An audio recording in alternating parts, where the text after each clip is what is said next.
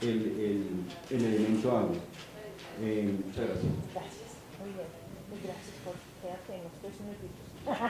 Bueno, en el caso nuestro, y referido a la agricultura, yo sí quiero hacer aquí un comercial. Es un comercial sobre los fondos del agua. La alianza que tenemos nosotros con TNC y obviamente con los gobiernos y otros agentes del sector privado en los 4 fondos de agua donde participamos como Bavaria, a lo que le apuntan es obviamente, primero, a la alianza público-privada, segundo, al tema de la educación, y tercero, que es la pregunta que tú haces, bueno, eso tiene que verse reflejado en la realidad. Como lo decías, ¿me recuerdas tu nombre? Pedro, en el caso de lo que tenemos allá en el Valle del Cauca con Azocaña, les doy unos números: 2.230 hectáreas de páramos y bosques nativos en proceso de protección, 90 kilómetros de bosques ribereños y corrientes de agua con cercas de alambre y púa o eléctricas protegiendo 110 nacimientos de agua, 140 hectáreas de reconversión de ganadería extensiva a ganadería más amigable con la naturaleza, y un tema que para Colombia es muy importante, y es el tema con las familias indígenas. 315 familias indígenas beneficiadas directamente con capacitación en diferentes frentes. Esto lo digo solo para el que tenemos en el Valle del Cauca.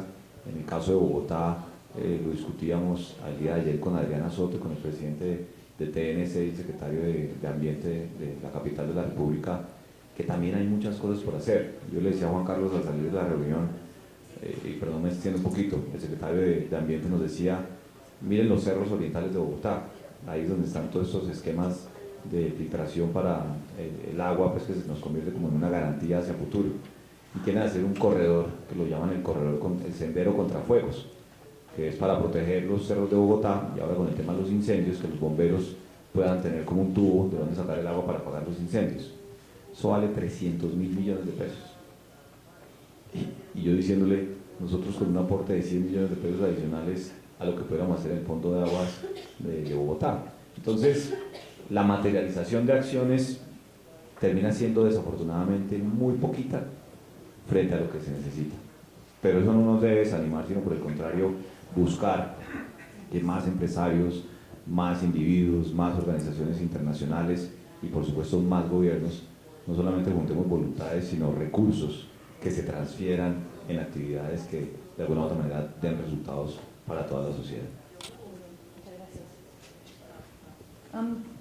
Quisiera regresar un poquito al objetivo de ese panel, que es realmente cómo se evolucionan, ¿no?, las cuencas de agua a la seguridad hídrica, pensando siempre en el rol que juega la agricultura, ¿no? Y quisiera abrir para cualquier pregunta, cualquier comentario que ustedes tengan sobre este tema. Por favor, adelante. Nombre y organización, por favor. Y de nuevo, vamos a seguir con los 3 minutitos. Gracias. Well, I'll probably use a lot less than this. My name is Stephen Blanton from AECON in the Pacific Northwest of the United States. And my question is, we talk about this watershed approach and we keep assuming that the river's job is just to convey flow. We only are concerned about how much it can provide and what we put back in, but we don't really seem concerned about the amount of erosion and damage the river can do by these modifications to the hydrograph or agriculture or urban development. How is agriculture looking at that in the future when we need more water or less water? Gracias. ¿Una respuesta aquí?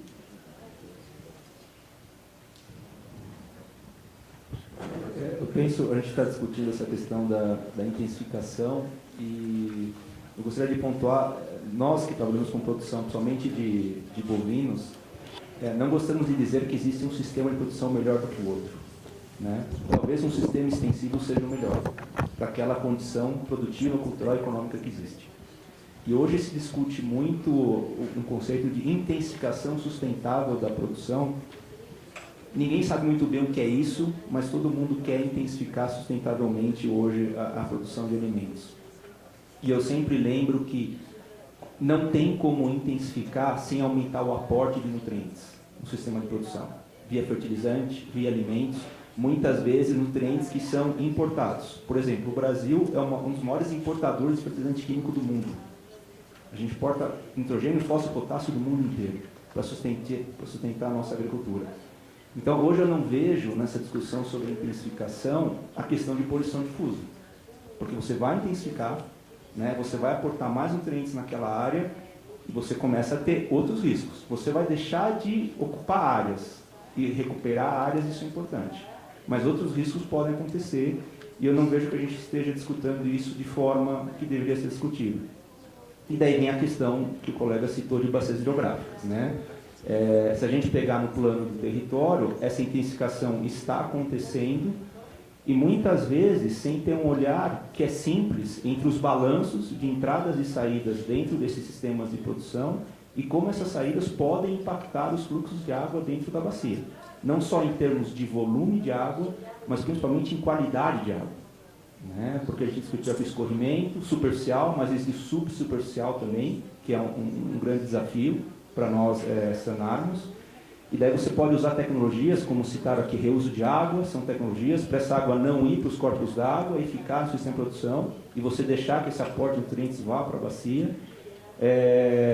Uma tecnologia que hoje no Brasil nós estamos tentando disseminar bastante, que é a captação de água de chuva, né? Você usar fontes alternativas de água para deixar de consumir a chamada água azul, né? Que são as fontes subterrâneas. E tudo isso tentando melhorar a hidrologia da bacia como um todo, né, para que todos tenham água e que nós não tenhamos conflito.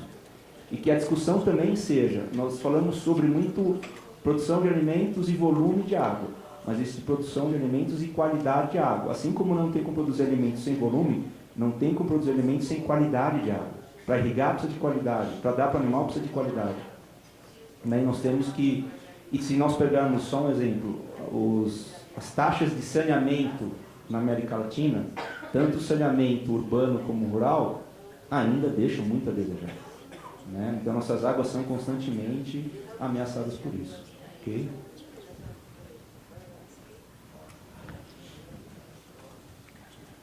Muy buenos días, mi nombre es Daniel Aguilar. Trabajo en la unidad de planeación del Ministerio de Agricultura en la dirección de uso eficiente del suelo y del agua. Pues quisiera muy pertinente precisamente la participación, dado tu pregunta en materia de qué se está pensando, y por lo menos desde el sector público, donde se orientan las políticas agropecuarias, se viene trabajando en un proceso de planificación a nivel nacional, en el cual hay una meta de pasar de las 7 millones de hectáreas que hoy se siembran en Colombia a 8 millones, o sea, aumentar en 4 años 1 millón de hectáreas. Para aumentar no solamente en área, sino en productividad, tenemos claro que la gestión integral del recurso hídrico es uno de los detonantes, es uno de los factores. Y allí el Ministerio de Agricultura está muy concentrado precisamente en una armonización de los instrumentos de planeación, tanto con el Ministerio de Ambiente, con los propósitos que hoy tenemos desde Agricultura. Nosotros tenemos estrategias focalizadas hacia los distritos de riego, donde no solamente es un tema de provisionamiento de cantidad y calidad de agua, sino también en el uso y ahorro y la implementación de tecnologías eficientes. Entonces es contarles un poco que existe también, en el caso colombiano, una entidad que ya está integrándose en unos procesos de planificación a futuro, no solo políticas de mediano, sino también de largo plazo. Y para nosotros la visión, en el caso del pago por servicios ambientales, específicamente para distritos de riego, sabemos que los fondos de agua llevados al sector rural, especialmente al sector productivo agropecuario, podemos tener una gran capacidad de negociación y hacer una serie de arreglos en los cuales las políticas que hoy se están formulando tienen contemplado esto como un eje central. Muchas gracias.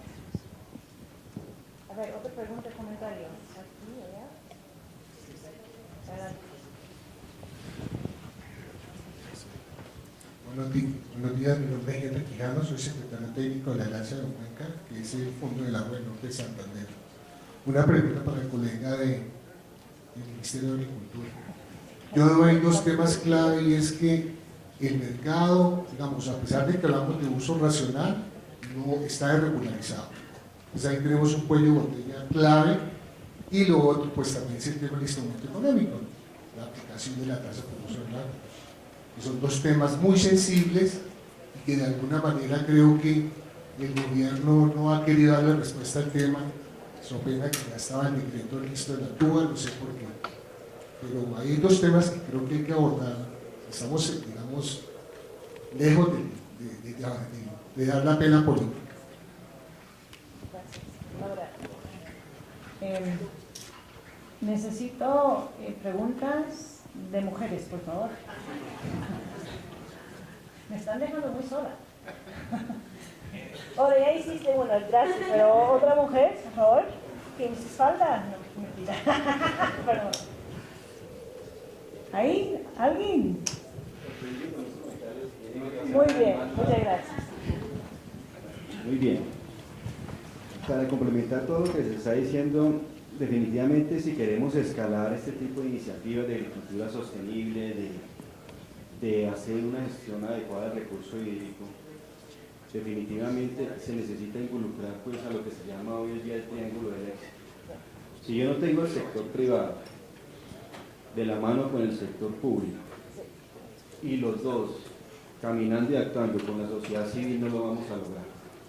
Yo creo que esta es una responsabilidad de las tres partes. Y cuando hablamos de responsabilidad desde el punto de vista de querer hacer acciones, pero también desde el punto de vista de contribuir con recursos. Aquí se ha hablado, y Jorge nos da unos ejemplos muy claros, hacer gestión inteligente del agua, sensibilizar, educar, acompañar, cuesta plata, cuesta un dinero importante, y sobre todo lo que mencionaba el señor del Cauca, en función, por ejemplo, de llevar infraestructura al sector rural para descontaminar, cuesta mucho dinero, y eso todavía no está inventado. Hay mucho por hacer, mucha investigación por generar para verdaderamente soluciones efectivas. Entonces, aquí es donde viene precisamente la estrategia de los fondos del agua. Pero cuando se trata de establecer un mecanismo financiero como el Fondo del Agua para promover iniciativas como las que estamos mencionando, creo que nos quedamos cortos. A veces nos quedamos mucho en discursos y en planteamientos filosóficos, pero cuando se trata de acción nos quedamos muy cortos. Precisamente hace 2 días yo estuve en otro evento en la Universidad de EAN respecto de la organización también Pacto Global, y le mencionaba, creo que un caso de éxito de Bavaria, lo que les ha costado.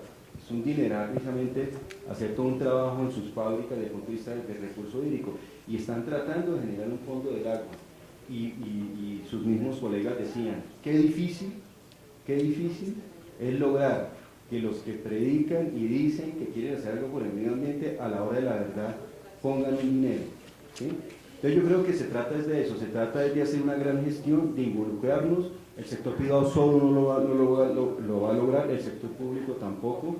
Mire el planteamiento que se hace ahora, hay mucha inquietud, se genera debate en torno a las políticas que debería estar, los programas que debería estar liderando el sector gobierno colombiano, y la sociedad civil no podemos desconocerla. En manos de ellos, en este caso, están también muchas de las soluciones, pero las soluciones que pueden estar en manos de ellas dependen de nosotros también, del sector público y del sector gobierno, que le brindemos los elementos, las herramientas, conocimientos, mecanismos financieros, política adecuada para que ellos puedan seguir estando allí. Gracias. A ver, tenéis una pregunta. Después tú y yo tomamos una Bavaria. ¿Necesitas? No, yo quiero complementar el triángulo, y es la academia y la investigación, ¿sí? Yo no soy experta en fondos de agua, pero en ninguno de los que he visto he encontrado que en los aportantes estén recursos de la academia o de los grupos o institutos de investigación. Pero, por ejemplo, en las cuencas de los ríos Oturí y Chinchiná tenemos una experiencia en este sentido del impacto de la agricultura y del cambio de paradigma en la gestión. Gracias a la academia de la investigación que se realizó en las cuencas altas, el paradigma de la región siempre ha sido enfocado a la conservación del páramo, ¿cierto? Y la zona amortiguadora del Parque Nacional Natural de los Nevados. Sin embargo, con los modelos que han empezado a trabajar los académicos y los grupos de investigación, se empezaron a dar cuenta que vamos a tener que hacer un cambio en ese paradigma, y es que el aporte de agua del glaciar y del páramo no es tanto como la regulación hídrica que están generándose en los humedales que están en las zonas de subpáramo. Y entonces hay que empezar a pensar cómo voy a hacer la intervención, porque en las zonas de subpáramo es donde tenemos más producción agrícola y pecuaria en la región. Entonces, toda la región de la mano de parques nacionales están tratando de empezar a ver, entonces, ¿qué vamos a hacer? Y eso muy amorrado al tema del café y cambio climático. Si vamos a empezar a ver aumentos en la temperatura, seguramente la cota cafetera va a empezar a subir.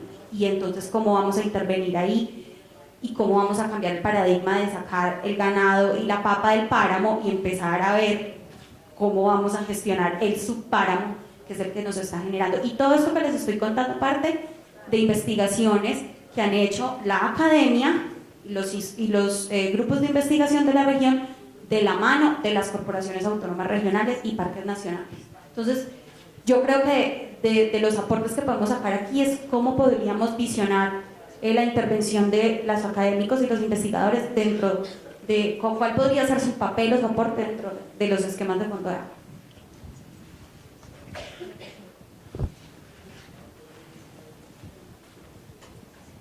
Buenos días, soy Eduardo Toral de FONAPA, Fondo de Agua de la Cuenca del Río Pauta, de Ecuador.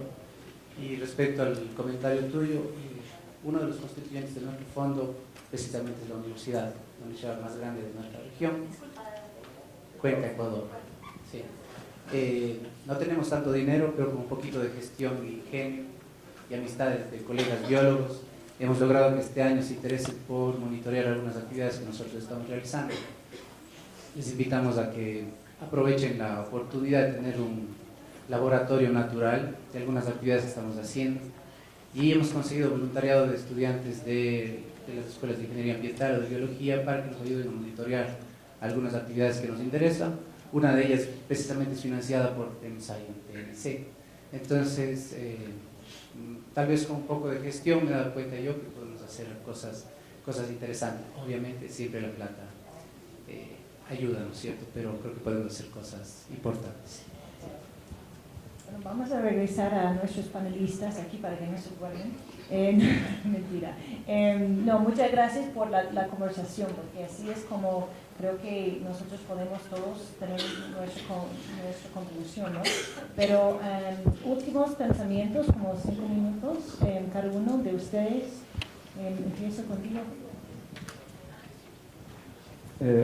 Só um tema que a gente não tratou aqui, que eu acho que é extremamente importante, a experiência na minha área de atuação, que é a produção animal, mostra que os avanços ambientais, onde hoje eles são tomados como exemplos no mundo, aconteceram, eles não abriram mão de também ter uma legislação muito presente e muito estruturada, né? Então, tudo que a gente pensar, a educação é importante, a conscientização, mas é preciso ter uma estrutura legal que suporte também as decisões. Nós podemos até não concordar com algumas coisas que estão na lei. Se nós não concordamos, e eu sou a ciência, né, cabe a mim a gerar conhecimento e subsidiar o político, o Estado, para tomar a decisão e uma alteração na lei, que é totalmente confortável, porque as leis têm que acompanhar o conhecimento, elas têm que evoluir, não podem ficar paradas no tempo. Mas nós temos que ter a legislação ao nosso lado, né, para implementar certas coisas, porque em alguns momentos ela é uma mediadora, né? Quando sentamos na mesa todos os atores da cadeia de produção, a legislação é um referencial que nós temos sempre ao nosso lado e pode mediar também alguns processos para que não exista uma ruptura, um conflito. E muitas vezes o setor ele é muito reativo à lei, a não concordar, né? Pode não concordar, então vamos fazer alguma coisa para mudar. Fazer alguma coisa para mudar é gerar conhecimento, gerar novos conceitos para que a gente promova essas alterações. E daí a ciência tem o seu papel. A ciência não vai dizer o que é certo. A ciência vai mostrar opções. A sociedade toma decisões, né? E a ciência subsidia na tomada de decisão. Só para terminar, eu acho que nós temos uma condição, produzimos alimento, precisamos de água em quantidade e qualidade e podemos fazer isso sem culpa. Eu produzo proteína animal e os meus amigos vegetarianos me contestam muito pelo que eu faço, né? E eu sempre tento convencê-los, pode comer carne sem culpa, eu te garanto, né? A gente consegue produzir isso, né? Seja a proteína animal ou seja a proteína vegetal, com qualidade ambiental. Nós temos vários casos de exemplo, só que esses casos são exceções. A gente tem que sair um pouco dessa, que a exceção seja a regra.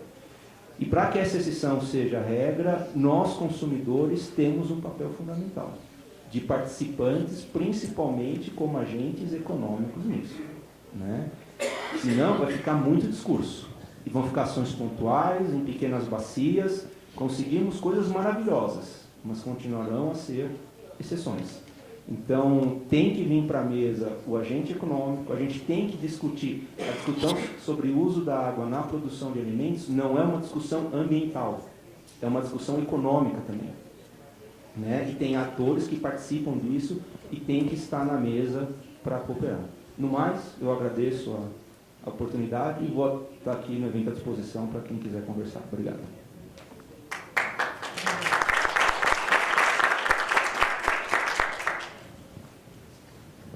Muchas gracias.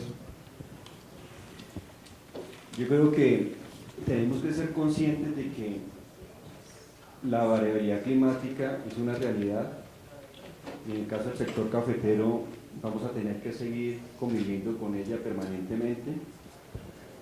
Tenemos la manera de afrontarla, de incrementar la capacidad de resiliencia. Somos conscientes, como lo decías tú, nosotros no podemos seguir subiendo el cota altitudinal porque vamos a empezar a chocar contra una zona generadora de agua que es muy importante.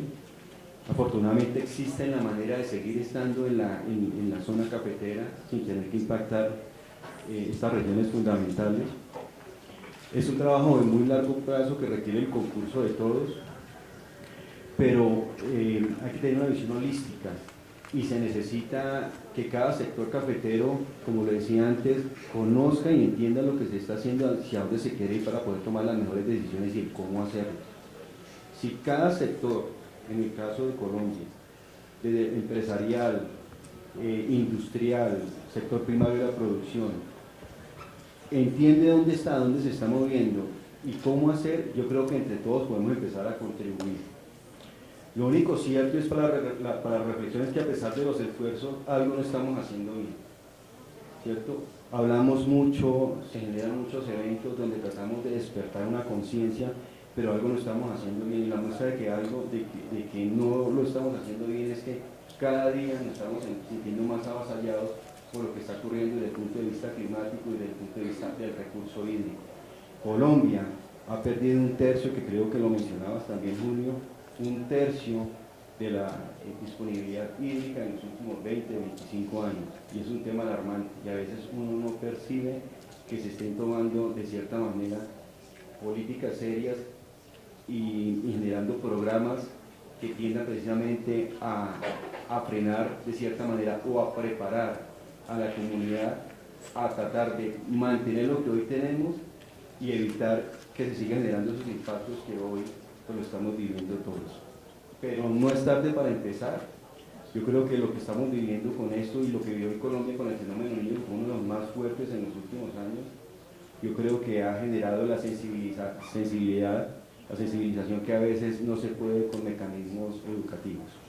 Muchas gracias a ustedes por este foro y felicitaciones por el evento.